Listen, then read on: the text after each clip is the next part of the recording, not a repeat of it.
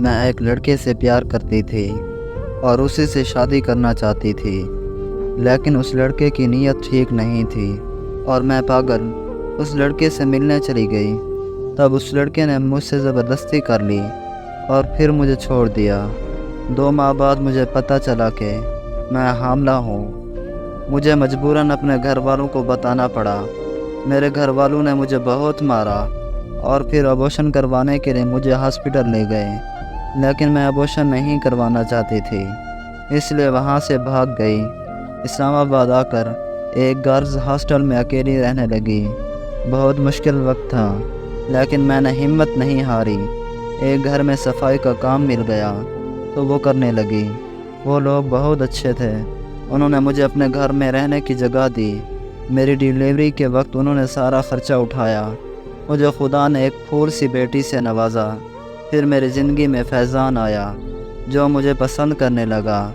جہاں میں کام کرتی تھی، فیضان وہیں سیکورٹی گارڈ کی نوکری کرتا تھا۔ اس نے مجھے کہا کہ وہ مجھے اور میری بیٹی کو اپنا نام دے گا۔ میں نے ہاں کر دی اور فیضان سے شادی کر لی۔ فیضان کے ساتھ میری زندگی بہت اچھی چل رہی تھی۔ وہ مجھے اور میری بیٹی کو بہت پیار کرتا تھا، لیکن میں نے فیضان کو اپنے بارے میں جھوٹ بولا ہوا تھا کہ میری شادی میرے کزن سے ہوئی تھی۔ شادی کے کچھ دن بعد مجھے طلاق ہو گئی تو میں سب کچھ چھوڑ کر اسلام آباد آ گئی۔ یہاں آ کر مجھے پتہ چلا کہ میں حاملہ ہوں۔ فیضان نے میرے اس جھوٹ کو سچ مان لیا تھا، لیکن ایک دن فیضان کو میرے بارے میں سب کچھ سچ پتہ چل گیا۔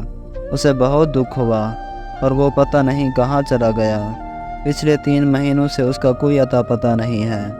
میں نے اسے بہت ڈھونڈا مگر وہ نہیں ملا۔ میں بس فیضان سے یہی کہنا چاہتی ہوں کہ جہاں بھی ہو واپس لوٹ آؤ اور پلیز مجھے معاف کر دو۔ میں نے تم سے جھوٹ صرف اس لیے بولا تھا کیونکہ میں نہیں چاہتی تھی کہ میری بیٹی کو کوئی حرام کی پیدائش کہے۔ پلیز واپس لوٹ آؤ، مجھے تمہاری بہت یاد آتی ہے۔ میرا اور میری بیٹی کا تمہارے علاوہ کوئی نہیں ہے۔ پلیز آ جاؤ اور مجھے معاف کر دو۔